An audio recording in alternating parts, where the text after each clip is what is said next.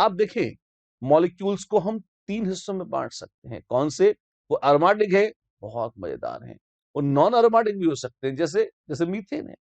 Methane में कोई ring ही नहीं है। जब रिंग है ही नहीं तो किसी तरह से वो अरोमेटिक हो ही नहीं सकती। हाँ, लेकिन ईश्वर की अद्भुत लीला देखिए, भगवान ने ऐसे दुनिया बनाई है।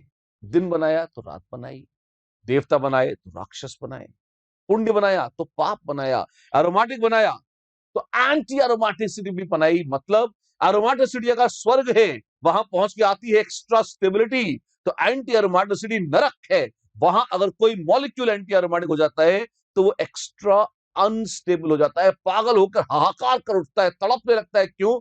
बहुत अनस्टेबल हो गया है इसलिए। तो मॉलिक्यूल्स ऐसे भी कर लेते हैं, यस। वो एंटी एरोमेटिक भी हो सकते हैं। कब, कहां, कैसे, सब बताऊंगा। पहले ये जान लो होते हैं, फिर बताऊंगा कब, कहां, कौन, कैसे होता है। ये सब सुन लेंगे अपन, अभी सुन लेंगे, चिंता मत करो। तो मॉलिक्यूल कितने? 3 तरह के। कौन कौन से? एरोमेटिक जो बहुत स्टेबल है, एंटी एरोमेटिक जो बहुत ही अनस्टेबल है और तुरंत नष्ट हो जाते हैं, और नॉन एरोमेटिक जो ना अच्छे ना बुरे पड़े रहते हैं। ठीक है, देवता, मनुष्य, राक्षस, इस टाइप से रहते हैं। ठीक है, एरोमेटिक कंपाउंड्स, जी हाँ। एरोमेटिक की शर्तें, बिल्कुल, क्या है शर्त? पहली चीज, रिंग होना चाहिए। सबसे पहली चीज है कि भैया रिंग होना चाहिए। अच्छा, फिर दूसरी शर्त है, वो रिंग प्लेनार यानी कि चपटा चपाट रिंग होना चाहिए। क्यों? प्लेनार नहीं होगा तो कॉन्जुगेटेड नहीं होगा। अच्छा, ऐसा है? जी हाँ, ऐसा है। तो रिंग मस्ट बी प्लेनार, और अगर वो प्लेनार है तो तीसरा आइटम, उसमें हर एटम कंप्लीटली कॉन्जुगेटेड हो पड़ोसियों के साथ। रिंग का हर मेंबर कॉन्जुगेटेड होना चाहिए। फुल्ली कॉन्जुगेटेड का मतलब हुआ एवरी एटम के पास कम से कम एक अनहाइब्रिडाइज्ड पी ऑर्बिटल हो, जो एक दूसरे के पैरेलल रहे, सब मस्त कॉन्जुगेशन में लीन रहे। अच्छी बात। और इतने से ही मन नहीं भरा तो एक चौथी शर्त रख दी। क्या? अगर एक रिंग में प्लेनार है, सारे सारे एटम्स के पास अनहाइब्रिडाइज्ड पी ऑर्बिटल्स हैं, पैरेलल हैं, कॉन्जुगेटेड हैं, तो ये सारा ड्रामा सेट हो जाएगा। तो इलेक्ट्रॉन्स की गिनती करो, शर्त है, और 4n+2 पा इलेक्ट्रॉन्स होने चाहिए। हाँ हाँ हाँ, ये क्या है? ये हकल स्टूल है। हकला क्यों रहे हो? हकल महाराज बोल गए थे इसलिए हकला रहे हैं, उनके सम्मान में, है ना। तो ये हकल स्टूल है। अच्छा, ये है क्या? इसका मतलब ये हुआ कि देखो, जैसे आपके पास बेंजीन है, हाँ जी, कितने इलेक्ट्रॉन है उसमें? 2, 2 4 और 2 6, 6 पाई इलेक्ट्रॉन्स हैं जो कॉन्जुगेटेड है। हाँ जी। और 4n+2 जो हकल महाराज बोल गए हैं, इसका मतलब क्या हुआ? एन की वैल्यू 0 भी हो सकती है, जबकि 2 पाई इलेक्ट्रॉन्स हो। एन की वैल्यू 1 रख दो, 6 पाई इलेक्ट्रॉन्स हो। एन की वैल्यू 2 रख दो तो 10 पाई इलेक्ट्रॉन्स हो। ऐसे करके 2, 6, 10, 14, 18, ये जो पाई इलेक्ट्रॉन्स आ रहे हैं। अच्छा, अगर इन संख्याओं में इनकी 1, 2, 3, 4 सारी शर्तें पूरी हो जाए, तब हम कहेंगे कि वो मॉलिक्यूल एरोमेटिक है। अच्छा, वो तब एरोमेटिक है? जी हाँ, तब हम कहेंगे कि वो एरोमेटिक है। और अगर एक भी शर्त पूरी नहीं हुई तो नहीं होगा, तो एंटी हो जाएगा ना, तो वो नॉन एरोमेटिक हो जाएगा। रिंग ना हो तो एरोमेटिसिटी नहीं है। रिंग प्लेनार ना हो, रिंग के अलावा साइड में कोई मतलब नहीं है, रिंग प्लेनार होना चाहिए। अगर रिंग प्लेनार ना हो तब भी एरोमेटिक नहीं होगा। प्लेनार तो हो पर फुल्ली कॉन्जुगेटेड ना हो, एक भी एटम छूटा और सुरक्षा चक्र टूटा, तब भी एरोमेटिक नहीं होगा। और सब कुछ हो गया, लेकिन इलेक्ट्रॉन्स की संख्या 4n+2 पर इलेक्ट्रॉन न हुई, तब भी वो सिस्टम एरोमेटिक नहीं होगा। ये चारों शर्तें पूरी करने के बाद मॉलिक्यूल पर ठप्पा लगेगा, मिलिए इनसे, ये एरोमेटिक है। तालियां तालियां, आप बड़े खास हैं, आप स्टेबल हैं, थैंक यू थैंक यू। इस तरह से अच्छी बात। तो आप देखें, साइक्लिक, प्लेनार, फुल्ली कॉन्जुगेटेड और 4n+2 पाई इलेक्ट्रॉन्स, ये 4 शर्तें बेंजीन पूरी करती है। चारों शर्तें पूरी करती है प्यारी बेंजीन, हमारी बेंजीन। वो एरोमेटिक है? जी हाँ, वो fully automatic, I mean aromatic है। बिल्कुल। अगर बेंजीन आप समझ गए हैं तो आइए 2-4 मॉलिक्यूल्स को देखिए और बताइए क्या वो एरोमेटिक है? जैसे बड़ा खूबसूरत है, इसको देखिए, साइक्लोप्रोपिनाइल कटायन। वाओ, ये क्या है? पहली बात तो क्या रिंग है? हाँ है। क्या रिंग में सारे के सारे sp2 हैं? हाँ, ये डबल बॉन्ड रहते हैं, कटायन भी सब sp2 हैं। कॉन्जुगेटेड हैं? लगते तो हैं, क्योंकि अगर आप देखें, ये ऐसे और ये ऐसे आ जाएगा, कॉन्जुगेटेड है, अच्छी बात है। अगर ये सब है तो क्या ये एरोमेटिक था? 2 पाई इलेक्ट्रॉन है, शर्त क्या थी? साइक्लिक, प्लेनार, फुल्ली कॉन्जुगेटेड, सब कुछ है, और 2 पाई इलेक्ट्रॉन्स भी हैं।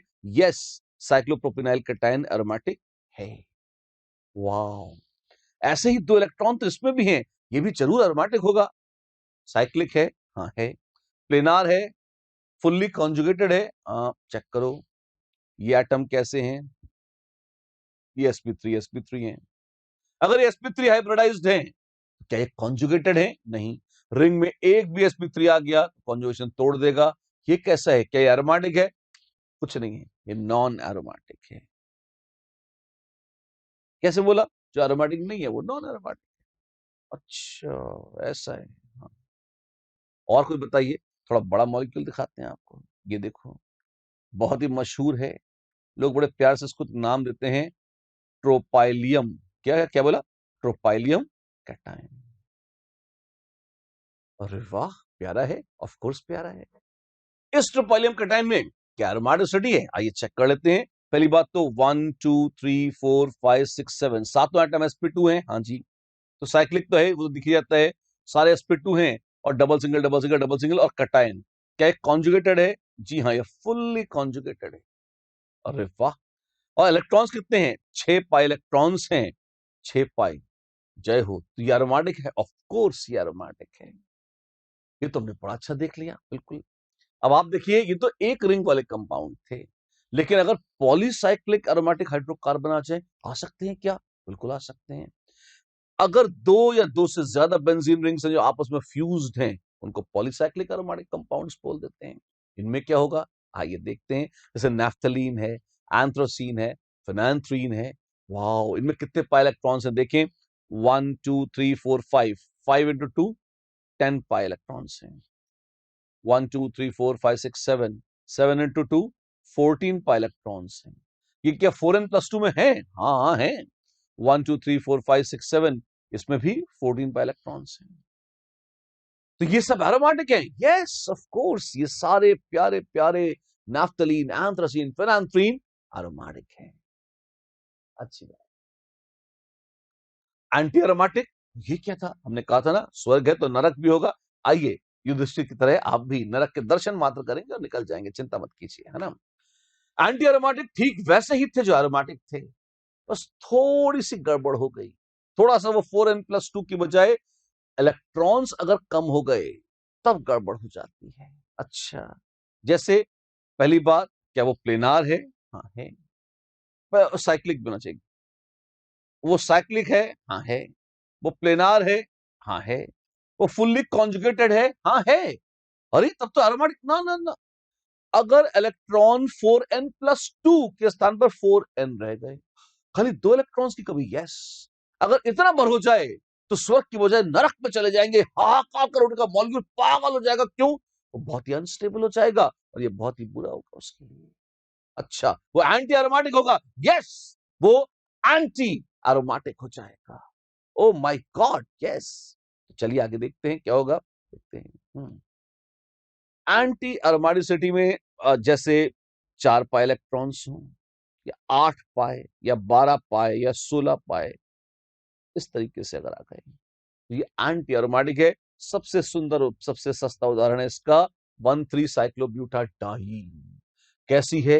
अनस्टेबल है, इतनी अनस्टेबल है कि as a matter of fact exist ही नहीं करती। कोई बनाने की कोशिश करता है तो तुरंत पॉलीमराइज कर जाती है।